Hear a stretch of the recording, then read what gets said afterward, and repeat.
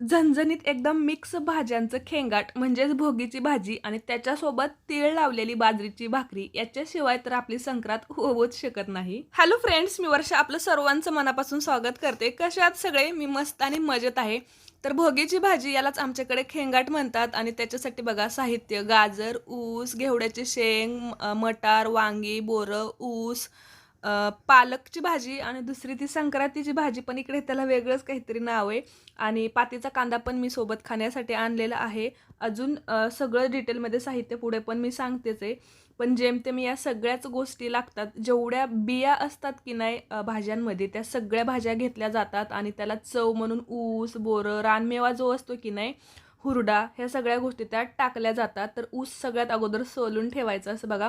त्याचे 4-4 काप करायचे. एक बटाटा, गाजर, वांगी मी कट करून घेतलेले आहे. घेवड्याच्या शेंगा नीट करून घ्यायच्या आणि दुसऱ्या वालाच्या बिया, मटारच्या बिया, तुरीच्या शेंगाच्या बिया, हरभरे ओले, त्याच्यासोबत ऊस, आंबट जी बोरे असतात की नाही, तर ती बोरे आणि हुरडा सध्या नाही, मिसिंग आहे.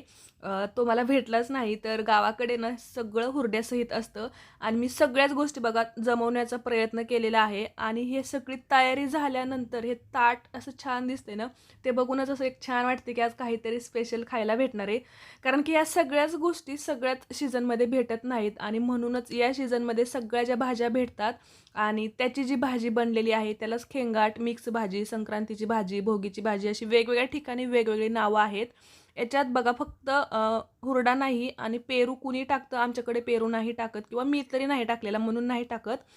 आंबट बोरे पण व्यवस्थित बघून घ्यायची, किडकं वगैरे नाही का. ऊसाचे पण असे छोटे छोटे काप केलेले आहेत आणि सगळ्या बिया ज्या आहेत की नाही, आणि त्याच्यासोबत याला छान बाइंडिंग यावं म्हणून पालेभाज्या 2 असाव्यात किंवा जे तुमच्याकडे असतील. आता गुजरातमध्ये तर उंदिओ करतात. त्याच्यात मेथीचे जे छोटे छोटे भजी किंवा असे वेगवेगळे 2-3 प्रकार असतात ते तळून टाकले जातात. त्यांचं थोडंसं वेगळं राहतं उंदिओ. आपलं खेंगाट जशी असते ना भाजी, त्याच प्रकारात पण थोडंसं त्यांच्या प्रकारे असते ती पद्धतीने. तर ऊस जरी कट करून घेतलेला, त्याचे काप केलेले आहेत की नाही, तरी मी थोडासा असं ठेचून घेतलं म्हणजे ज्यावेळेस ते उकळलं जाईल, मिक्स शिजलं जाईल ना भाज्यांसोबत, तर ते त्याचा पण रस आहे ना तो उतरला जाईल आणि भाज्यांमध्ये त्याची टेस्ट उतरेल. तर अगोदर हे सगळं शिजायला घालायचं आहे आपल्याला. तर इकडे कुकरमध्येही शिजवू शकता, पण मी म्हटलं चला एवढी पारंपरिक भाजी आहे ना, तर थोडंसं नाही का थोडा वेळ जाऊ द्या, पण चांगल्याच पद्धतीने पारंपरिक पद्धतीने करूयात. याला आपल्याला अजिबात नाही का कंजूसी करायची नाही वेळेच्या बाबतीत. प्रॉपर रेसिपी करायची म्हणून मी पितळेच्या पातेल्यात हे शिजायला घातलेलं आहे. अगोदर पाणी उकळायला ठेवलं आणि त्याच्यात सगळ्याच वस्तू टाकल्या. त्याच्यानंतर बघा इकडे पालक आणि दुसरी भाजीची खरंच मला नावच सांगता येत नाहीये. तर तुम्हाला जर माहीत असेल ना, तर तुम्ही त्याचं नाव मला कमेंट करून सांगा. खूप चांगल्या प्रकारे धुतलं, कारण की त्याला खूप जास्त माती होती रानभाजी असल्यासारखं किंवा जी तांदळाचा वगैरे जशी माती असते ना, मातकट भाजी असते ना, त्याच्यामुळे 3-4 वेळेला त्याला धुवावं लागली. आणि पालकसुद्धा तर थोडं एक पेंडी होती आणि ती मी सगळीच बॅक साईडचं कट करून अगोदर नीट करून घेतली आणि तेवढी एक भाजी टाकलेली आहे. आणि पालकाची अर्धी पेंडी म्हणजे खूप जास्त ना, 1 मूठ 1.5 मूठ पालक असेल. तर या 2 भाज्यासुद्धा सगळ्यात शेवटी आपल्याला त्याच्यातच शिजायला टाकायच्या आहेत. म्हणजे हे सगळं एकत्रितच शिजवायचं आहे. कारण की बघा काही हरभरे, वालाच्या बिया वगैरे ज्या निब्बर असतात ना, गाजर, याला थोडासा वेळ लागतो शिजायला. जरी दुसरं जरी पटकन शिजलं ना, तरीसुद्धा त्याच्यातच थोडेसे मी शेंगदाणे टाकलेले आहेत. कारण की ना, ह्या भाजीमध्ये ना जेवढं तुम्ही टाकाल ना, तेवढं कमीच आहे. म्हणजे काही ना काही तुम्ही टाकू शकता याच्यात आणि या सीझनमध्ये ज्या गोष्टी भेटतात ना, त्या तर आवर्जून टाकायच्याच आहेत. कांदा भाजून घेतलेला आहे मी मसाल्यांसाठी. तर मसाल्यामध्ये आपल्याला काय करायचं आहे, तिकडे शिजतंय तोपर्यंत तिकडे आपण मसाला करून घेऊयात. तर थोडेसे शेंगदाणे भाजून घ्यायचे. कांदा तर आपण अगोदरच भाजलेला आहे. खोबरं पण तुम्ही गॅसवरती भाजू शकता, पण इकडे मी असंही तव्यात भाजते दुसऱ्या वस्तू. आणि मग म्हटलं माझ्याकडे किस होता खोबऱ्याचा, तर त्याच्यासोबत किस आणि 2-3 चमचे तीळ, आपले पांढरे तीळ. कारण की या भाजीची संक्रांतीची मेन खासियतच आहे तिळाच्या रिलेटेड. तिळाच्याच वस्तू, तिळाचेच पदार्थ असतात. आणि त्याच्यातच मी अद्रक आणि लसूणसुद्धा टाकलेला आहे. सगळ्याच वस्तू चांगलं नाही का लो फ्लेमवरती छान भाजून घ्यायचं आणि सगळा मसाला आपल्याला वाटून घ्यायचा आहे. भाजी शिजत आलेली आहे तोपर्यंत इकडे आपली मसाल्याची पण छान अशी तयारी होते. भाजून घेतलेला कांदा आणि सोबत ज्या वस्तू मी तव्यामध्ये भाजलेल्या आहेत की नाही, तर सगळं हे मिक्सरच्या भांड्यात काढायचं आणि वाटून घ्यायचं.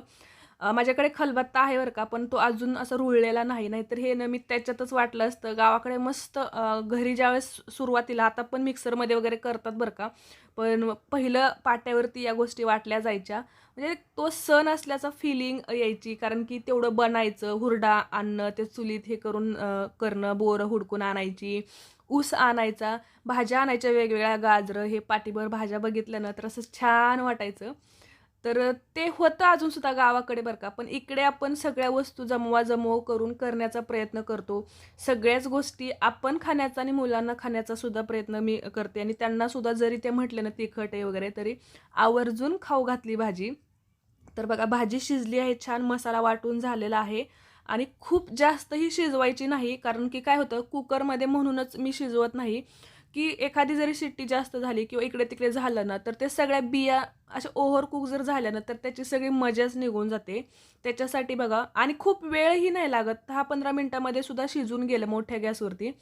इकडे बघा मी दुसऱ्या याच्यामध्ये जी हंडी आहे ना, याच्यात तेल टाकलेलं आहे. भाजीच्या क्वांटिटीनुसार तेल थोडंसं जास्त टाकलेलं आहे. कारण की भाजीसुद्धा जास्त आहे आणि ती थोडीशी चांगली फ्लेवरला किंवा अ, अ, छान अशी चमचमीत व्हावी आणि टेस्टी व्हावी याच्यासाठी त्याच्यात जिरी, मोहरी, कढीपत्ता जे मसाले आहेत ना, याच्यात परत तेच मसाले आहेत बघा. घरचा काळा मसाला, लाल मिरची पावडर, हळद, मीठ आणि थोडासा गरम मसाला. हे अगोदर तेलात टाकलं, छान मिक्स केलं आणि वाटलेला जो मसाला आहे परत सगळा त्याच्यात टाकायचा आणि हे चांगलं मिक्स करायचं. बघा तेलामध्ये अगोदर आपण सगळे मसाले आणि वाटलेलं वाटण जे आहे मसाल्यांचं हे मिक्स करून परतून घ्यायचं. पण ते खूप असं जळू नये वगैरे म्हणून त्याच्यात थोडंसं पाणीसुद्धा ॲड करायचं. लगेचच जास्त वेळ परतत बसायचं नाही. थोडंसं तेल सुटलं की नाही, की लगेच थोडंसंच त्याच्यात मी पाणी टाकलेलं आहे. म्हणजे ते एकत्रित मिश्रण छान परतलं जातं. पाण्यामुळे ते शिजलं जातं आणि 1-2 मिनिटात ते लगेच शिजतं. तोपर्यंत इकडे भाजी शिजवून झालेली आहे. पण त्याची पुढची जी मेन स्टेप आहे ना, ती आहे की सगळ्या भाज्या जरी शिजलेल्या असल्या ना, तरी थोड्याफार प्रमाणात त्यांना एकजीव करायचं असतं. यालाच आमच्याकडे हाटून घेणे असं म्हणतात. वेगवेगळे शब्द आहेत तुमच्याकडे काय म्हणतात ते सुद्धा सांगा. बघा असं पळीने किंवा कुणी ग्लासाने, कुणी तांब्याने याला थोडंसं मिक्स करतात. म्हणजे नाही का हाटून घेणे किंवा वाटणे, मिक्स करणे असं काही काही चाललेलं म्हणजे म्हणतात. तर इकडे मस्त मसाला जो आहे ना तो बघू शकता ना एवढा सुंदर झालेला आहे ना. ही भाजी मी तर म्हणेल कोणत्याही डिशपेक्षा टेस्टी असते आणि बनवायलाही तेवढंच इंटरेस्टिंग असते आणि खायला तर विचारायचंच नाही. एक नंबर टेस्ट झालेली होती. तर मी अगोदर थोडंसं मिक्स करून घेतलं. त्याच्यात पाणी जे होतं की नाही त्याच्यामुळे ते तेवढं हटलं जात नव्हतं. तर मी याच्यातलं जे पाणी होतं, इकडे मसाला पण पूर्णपणे तयार झालेला होता. मग म्हटलं खूप असं करपायला वगैरे नको म्हणून जे पाण्याचं प्रमाण होतं की नाही, ते अगोदर मी फोडणीमध्ये टाकून घेतलं ग्रेव्हीमध्ये आणि पाणी निघाल्यानंतर परत पळीने थोडंसं त्याला हटवून घेतलं. मग त्या गोष्टी एकजीव झाल्या. म्हणजे खूप जास्तही आपल्याला त्याचं एकदमच नाही का पावभाजीसारखं एकदम असं मॅश नाही करायचं. काही गोष्टी दडदडीतच राहिल्या पाहिजे आणि थोडंफार प्रमाणात ते मिक्स झालं पाहिजे. म्हणजे त्याच्यामध्ये काय टाकलेलं आहे ना, त्या गोष्टी दिसायलाही हव्यात, पण जी भाजी असते ना, त्याची ग्रेव्ही म्हणा किंवा थोडासा जो रस्सा असतो की नाही, तो पण असा पातळसर इकडे-तिकडे फक्त इकडे पाणी, इकडे भाजी असं नाही व्हायला पाहिजे. एकजीव होणे म्हणजेच त्याच्यासाठी तेवढं करायचं.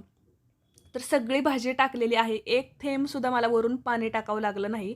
जेवढं शिजायला मी टाकलेलं होतं की नाही पाणी, तेवढ्यातच झालेले आहे. आणि पूर्ण बघा भाजीचा कलर बघा. बघूनच असं वाटतंय ना, की म्हणजे काहीतरी विशेष घडलंय आणि एवढं टेस्टी बनलंय आज आमच्या किचनमध्ये.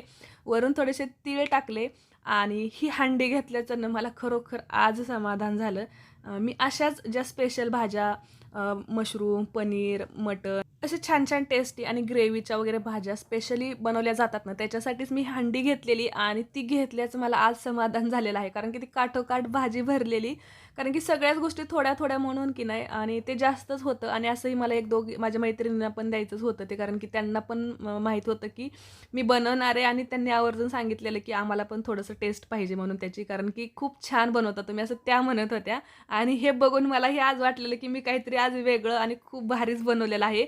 आणि ते बघूनच असं वाटत होतं ना, ते खूप भारी काहीतरी बनलंय.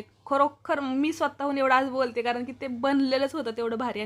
आणि टेस्ट तर एक नंबर अप्रतिम होती. आणि त्याच्यासोबत तीळ लावलेल्या भाकरी, बाप रे! मी तर म्हणेल की वर्षभरात की नाही अशी कोणतीही डिश खायला भेटत नाही, एवढं टेस्टी झालेलं. आणि माझी खरोखर खूप आवडती डिश आहे ही. मला बाजरीच्या भाकरी तर खूप आवडतात आणि त्या पातळ तीळ लावलेल्या असतील आणि त्याच्यासोबत हे वर्षभरातून एकदाच बनलेलं खेंगाट आणि तेही एवढं टेस्टी असेल ना, तर 2 वेळेला तर मी ते खाऊच शकते आणि राहिलं तर दुसऱ्या दिवशीसुद्धा खाऊ शकते. तर असं छान झालेलं आहे. तुम्ही पण मला सांगा. मीच खूप वेळा सांगितलं. तर बाजरीच्या भाकरी मी बनवते आणि तीळ लावून बनवायच्यात. स्पेशली खेंगटासोबत तीळ लावूनच बाजरीच्या भाकरी बनवल्या जातात. तर एकदम पातळ अशा भाकरी बनवलेल्या आहेत आणि भाकरी थापून झाल्यानंतर सुद्धा थोडेसे तीळ टाकायचे आणि ते थोडं थापून घ्यायचं.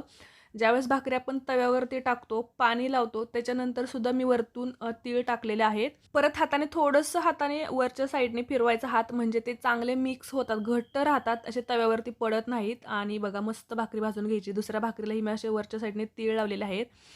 आणि भाकरी भाजताना ना स्पेशली भाकरी करपते की नाही करपते, कमी भाजते, त्याच्यानुसार आपण गॅस कमी जास्त करत राहायचं आहे. मीडियम टू हाय असं भाकरी भाजण्याची आहे. कधी कुठल्या टायमिंगला बघा, मी ज्यावेळेस फुगते ना भाकरी, त्यावेळेस अगोदर मोठा जरी गॅस असला आणि फुगत जर नाही म्हटलं ना लवकर भाकरी, तर थोडा गॅस कमी करायचा. भाकरी आधी फुगवून घ्यायची, नंतर थोडासा वाढवून त्याला कडक करायचं.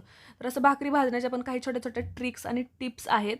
तर एवढ्या सगळ्या भाकरी बनवलेल्या आहेत, मस्त कडक अशा भाकरी. आणि त्याच्यासोबत हे असं आज बनलेलं मस्त खेंगाट. आणि त्याच्यासोबत ओला कांदा पण आणला होता मी स्पेशली खाण्यासाठी, आणि लिंबू.